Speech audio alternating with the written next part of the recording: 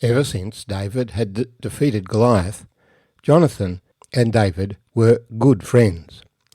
Jonathan at the beginning gave David his armour, his sword and his belt, and came to understand that David would be the next king. Saul also knew that David would be the next king, and that he'd been rejected. But while Jonathan accepts the idea, Saul fights against it.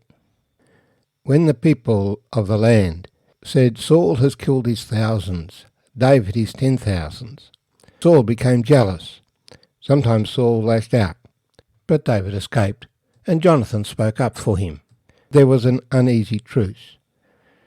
But each time David was successful in battle, it showed up Saul's failures. And ultimately he could take it no more. He didn't tell Jonathan that he was determined to kill David. But David sensed it and asked Jonathan to test his father, which he did, and found out that Saul indeed was prepared to kill even Jonathan, because Jonathan was on David's side. Now David came to Nob, to Abimelech the priest, and Abimelech was afraid when he met David and said to him, "Why are you alone, and no one is with you?" So David said to Abimelech the priest, "The king has ordered me on some business, and said to me, 'Do not let anyone know anything about the business on which I send you, or what I have commanded you. And I have directed my young men to such and such a place. Now therefore, what have you on hand? Give me 5 loaves of bread in my hand, or whatever can be found.' And the priest answered David and said, 'There is no common bread on hand, but there is holy bread, if the young men have at least kept themselves from women.' Then David answered the priest and said to him, 'Truly, women have been kept from us about 3 days, since I came out. And the vessels of the young men are holy, and the bread is in effect common, even though it was consecrated in the vessel this day.' So the priest gave him holy bread, for there was no bread there, but the showbread, which had been taken from before the Lord, in order to put hot bread in its place, on the day when it was taken away. Now a certain man of the servants of Saul was there that day, detained before the Lord. And his name was Doeg, an Edomite, the chief of the herdsmen who belonged to Saul. And David said to Abimelech, 'Is there not here on hand a spear or a sword? For I have brought neither my sword nor my weapons with me, because the king's business required haste.' So the priest said, 'The sword of Goliath the Philistine, whom you killed in the valley of Elah, there it is, wrapped in a cloth, behind the ephod. If you will take that, take it, for there is no other except that one here.' And David said, 'There is none like it. Give it to me.'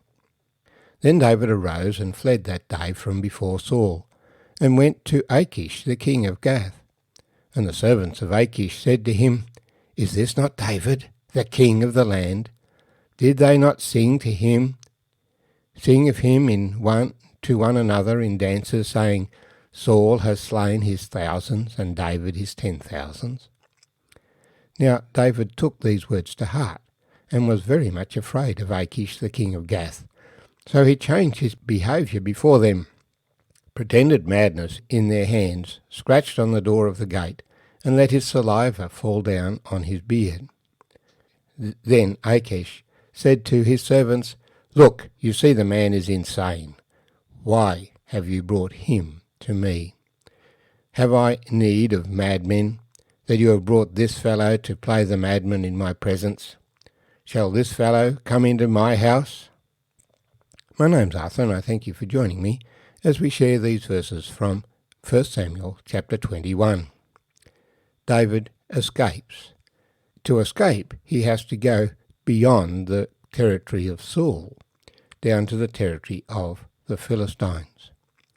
It's really quite an amazing escape, in the sense that he has been fighting the Philistines. They've been fleeing before him. And yet, where else can he go but to them to escape the hands of King Saul. But of course they know all about him because he's been so successful. They have their spies. They know what's going on in Israel since they seek to rule over it. They have their garrisons. And so Achish servants quickly recognise David, and David must feign madness to escape arrest. The beginning of the chapter, though, had David going to Abimelech the priest. That was another alternative for him to escape, but not very successful. There was no security with Abimelech. When he'd gone to Samuel, the Lord had protected him briefly in getting the messengers who came to Samuel to be overwhelmed and to prophesy. But there was no protection there for him in a military sense. And so he'd left Samuel, and now he must leave Abimelech. He doesn't tell Abimelech what's going on. No doubt Samuel knew what was going on, but Abimelech is oblivious. But David has a problem. He needs food, and he needs some weaponry, and so he asks Abimelech for 5 loaves of bread. He comes alone to Abimelech, but in fact there are a few young men who are with him, but they have kept a low profile, and Abimelech does not see them or know much about them. But Abimelech has a problem.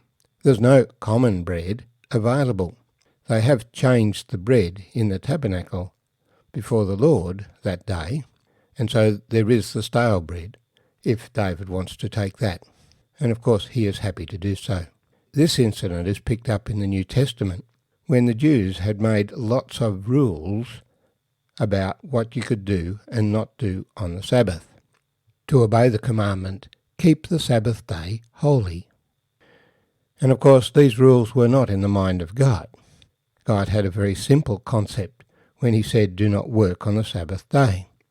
You have to work to eat bread. So if you work in the field or work in the shops as your main source of income, then you must take a day off, take Saturday off, and have a day of rest, a day when you can worship the Lord, you can spend time with your family. Do not work flat out every day. And so God created the Sabbath, a regular week, where people can have some time to themselves to recuperate, and in this way keep going, just as we need sleep each night. And it was also a reminder that God created this world. In 6 days he made it, and on the 7th day he rested.